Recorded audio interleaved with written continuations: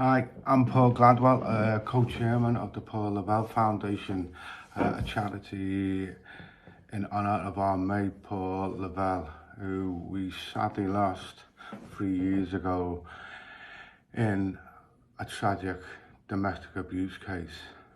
When we lost Paul, the first option came from our co-chairman, who said, should we start this charity in honour of Paul's name? You know, Paul was a fantastic man, the funniest man we'll ever meet, great person, great son, and a great father. So we wanted firstly to help our area, get families happy, healthy, going outdoors and doing the good things in life, while at the same time supporting Paul's family.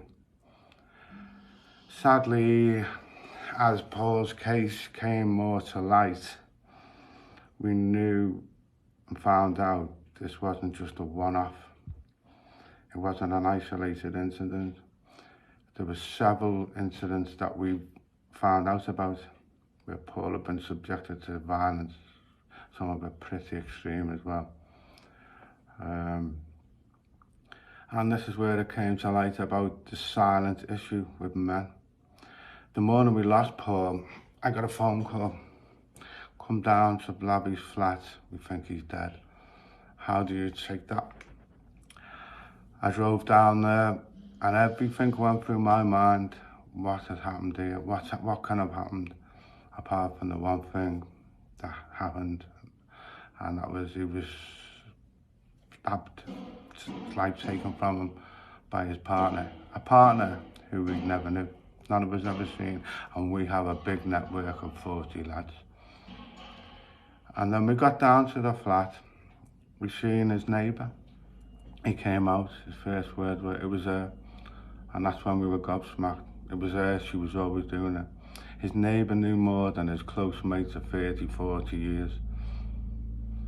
And that's when we decided, you know, this can't happen. There's men out there who are suffering in silence and not telling people. Paul came to my house 2 months just before he lost his life. And he said one thing to me, mine's a crank, in his words. Now I look back, I think he wanted me to open up, ask him, what do you mean, so we could start speaking about it. But I didn't. I was ignorant to it myself. I would now, but now it's too late, isn't it? I know what goes on now. I didn't then. If he'd have come to me and told me my partner had stabbed me in my legs, I would have done everything possible to get him away from that relationship, but he never. I didn't know about it. And if someone's willing to stab you in both legs to stop you going to work, that's not going to end, is it? And sadly, it never with Paul. And we have seen the devastation, true harrowing devastation. I've got Paul's younger son working for me. He was broken into, harrowing what's going on. But this foundation grabbed hold of him, his friends, something Paul would be very proud of. We grabbed hold of him and we helped rebuild him, both mentally and physically. He's involved in all sorts of sports. He's got a job working for me now, and it's great to see. But the pain is still there deep inside of him and his family, and we see it all the time. Daily I see it. And that's what we try to do now as a foundation.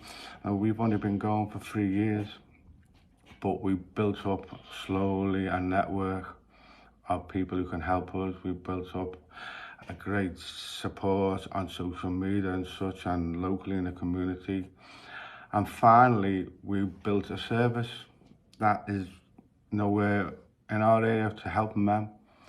We now have a hub where men can come along.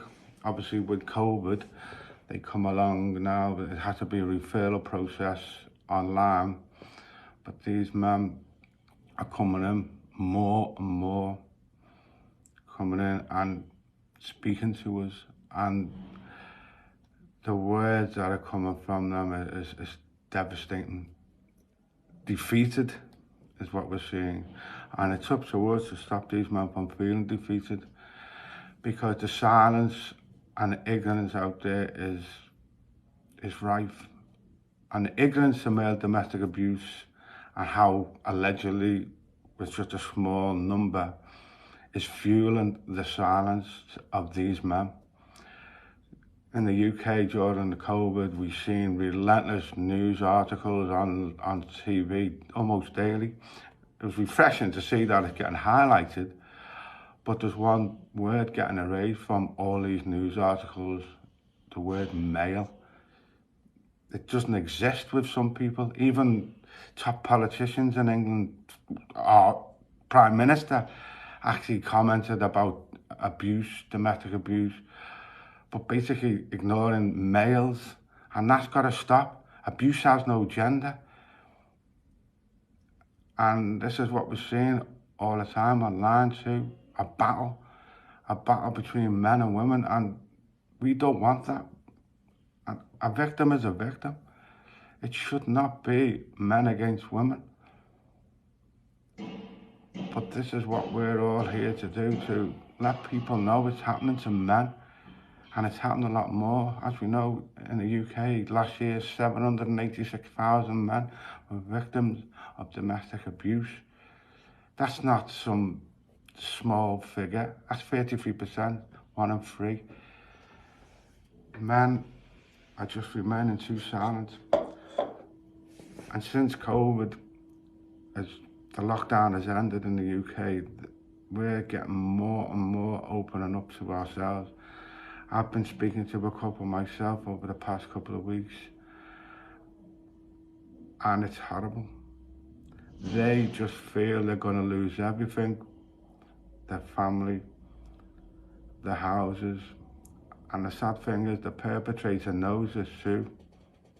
Who's going to believe big you over little me if you go and call the police? That's what they say. And that puts these men off on opening up. But our foundation now has a whole network set up to help this and stop this legally. This will help, and these men have got to come along to us, because the help now is there with so many agencies now that are building up and joining together like this conference now, and this is needed. And we've just got to keep banging that drum, which we are doing. And we think we as a foundation in our area are making a difference, very much so, on social media, and in just a short space of time, 3 years, the difference is starting to show. So that has got to happen with everybody involved in raising awareness with male domestic abuse, because, as I say, what we've seen is the worst case scenario, and it's not nice, and we don't want to, we've got 40 men involved in our group, and we're 40 lads who 10, 15 years ago would never ever have dreamed of doing so much work to help strangers. We were a bunch of, we have a lot of skeletons in our wardrobe, but life changes. And life can change for these men who are suffering in silence in the 4 walls, if they can come out, open up to the likes of our foundation, Mankind, and everybody else. So please contact us, because we're there, we can help, and we'll continue helping and banging that drum until people accept that male domestic abuse is out there.